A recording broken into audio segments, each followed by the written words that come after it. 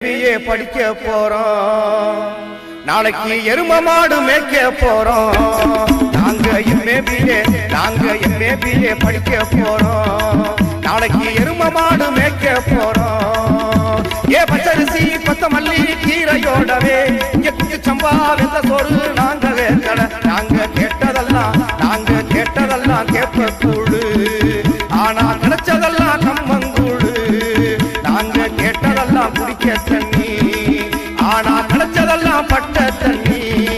நாங்க முட்டி மோதி படிக்க போறோம், நாளைக்கு முட்டாளாக அலைய போறோம். நாங்க கேட்டதெல்லாம் பழைய கஞ்சி, ஆனா கிடைச்சதெல்லாம் புடிச்ச கஞ்சி.